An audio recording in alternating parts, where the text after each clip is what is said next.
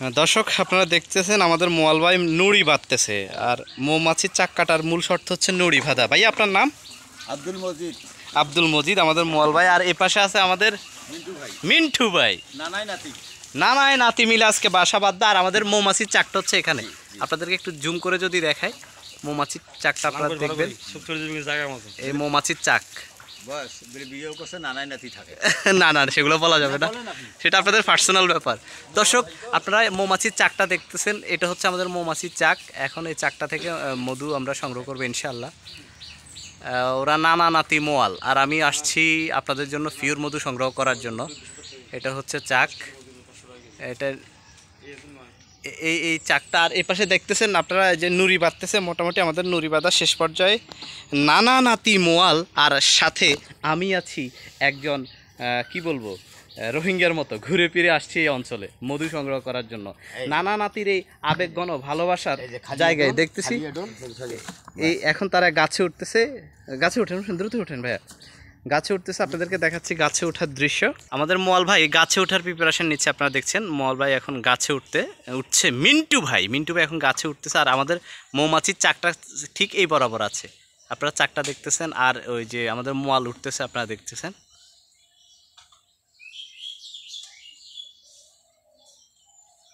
মিন্টু ভাই গাছে উঠতেছে। ওই পাশে আমাদের আরেকজন মোয়াল আছে। তো আপনারা চাকটা দেখতেছেন, এখানে হচ্ছে আমাদের মৌমাছির চাক। পূর্ণাঙ্গ চাক কাটার ভিডিওটা আপনাদেরকে দেখাবো, কারণ আমি সাথে আছি চৌধুরী রাফিদ আলম রাসেল। আমি সবসময় চেষ্টা করি আপনাদেরকে অথেন্টিক গ্রামের চাকের পিওর মধুটা আপনাদের হাতে তুলে দেওয়ার জন্য। অনেক কষ্ট কিন্তু মৌচাক থেকে মধু সংগ্রহ করা। তারপর আপনারা বলেন যে আপনাদের মধুর দাম, তারপর কত কষ্ট করে আমরা মধু সংগ্রহ করি। দর্শক এখানে দেখছেন আমাদের মোয়াল ভাই প্রিপারেশন নিচ্ছে। সে এখন মৌচাকে উঠবে, প্রিপারেশন নিচ্ছে, একটু পরে উপরে উঠবে। আপনারা দেখছেন। দর্শক আমি একটু দূরে সরে যাচ্ছি, কারণ এখন মোয়াল ভাই উপরে উঠতেছে মৌচাকের কাছে, কারণ বেশিক্ষণ এখানে থাকা যাবে না। এই যে মৌমাছি এখন একটু ছোটাছুটি করছে, বেশিক্ষণ এখানে আমি থাকতে পারবো না। আপনারা দেখছেন উনি উপরে উঠে যাচ্ছে আস্তে আস্তে, মৌচাকের কাছাকাছি উঠে যাচ্ছে।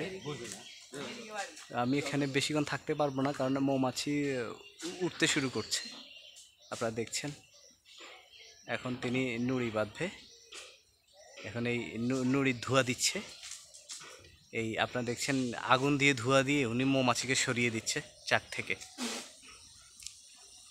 মৌমাছি ছুটছে, আমি আর বেশিক্ষণ এখানে থাকতে পারবো না, হয়তোবা বেশিক্ষণ আমি এখানে থাকতে পারবো না। দর্শক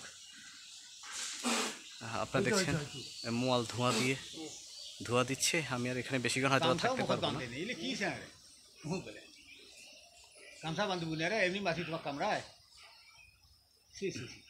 ধোঁয়া দিচ্ছে মৌমাছি, হয়তো আমাদের গায়ের দিকে আসবে একটু পরে, এই কারণে আর এখানে বেশিক্ষণ থাকা যাবে না। দর্শক মৌমাছি আসতেছে গায়ের দিকে।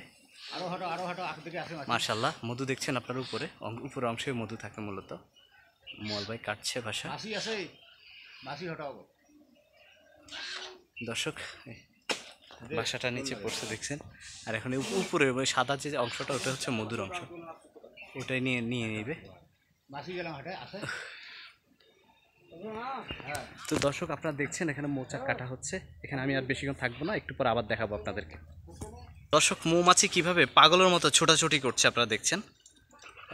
একটু যদি দেখাই, মৌমাছিকে এরকম পাগলের মতো ছোটাছুটি করছে, কারণ এখানে চাক কাটা হয়েছে এই পাশে। এখন মৌমাছি চারিদিকে উঠছে। আমি খুব বিপজ্জনক অবস্থায় ভিডিওটা করছি, আর আমাদের মোয়াল ভাই এই আস্তে আস্তে বালতি নিয়ে নিচে নামতেছে।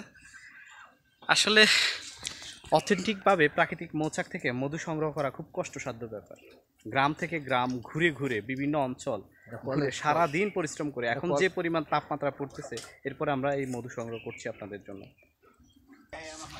দর্শক এই যে বাসা দেখছেন, এখানে আসলে মূলত তারা বাচ্চা এই ঘরগুলোতে তারা বাচ্চা রাখে মৌমাছি। আমি আপনাদেরকে দেখাচ্ছি, এটা হচ্ছে মৌমাছির বাসা, মূলত বাচ্চা রাখে এখানে।